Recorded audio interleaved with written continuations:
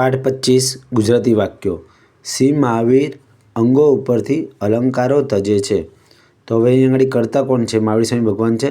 તો અહીંયા આગળ શ્રી મહાવીર હવે શેના ઉપરથી અલંકારો તજે છે? અંગો ઉપરથી. તો અંગની પંચમી વિભક્તિ થાય. તો જેમ આપણે બાલેભ્ય કર્યું હતું એવી રીતે અંગનું અંગેભ્ય. હવે કોને તજે છે? અલંકારોને તજે છે. તો અલંકારને દ્વિતીય વિભક્તિ થાય. અલંકાર બહુવચન છે એટલે દ્વિતીય બહુવચન બાલાન પ્રમાણે અલંકારન થાય. અને કર્તા એક છે એટલે શ્રી મહાવીર પ્રમાણે ત્યજતી. હવે અહીંયા આગળ અલંકારન ત્યજતી છે એટલે ઓલો બીડાના સ્થળીયતીવાળો આપણે જે નિયમ આગળ જોયો હતો એ પ્રમાણે ન બે સ્વરૂપ ધારણ કરશે. એક તો રા ઉપર અનુસ્વાર અથવા તો અનુનાસિક થશે અને ત છે એટલે તે વર્ગનો સ આવે એટલે અહીંયા આગળ દંત્ય સ આવશે કારણ કે ત છે. અત્યારે તે ઘરથી ક્યાં જાય છે? તો અત્યારે માટે ઇદાનીમ અવ્યય છે.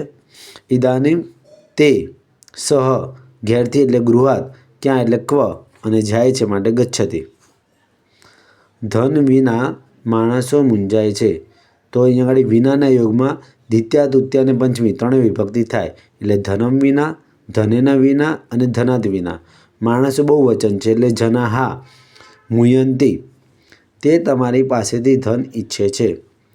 તો તે માટે સહજ તમારી પાસેથી. તો બહુ વચન માટે આપણે યુષ્મત લઈશું એટલે યુષ્મત ધન માટે ધનમ, ઈચ્છે છે માટે ઈચ્છતી એટલે સ યુષ્મત ધનમ ઈચ્છતી.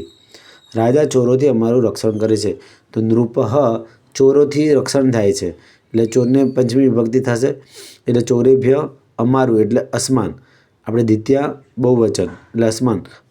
આપણે અહમ આવમ વયમ મામ આવમ અસ્માન એટલે અમારું માટે દ્વિતીયા બહુવચન અસ્માન થયું. અને કોણ રક્ષણ કરે છે? રાજા રક્ષણ કરે છે એટલે રક્ષતી.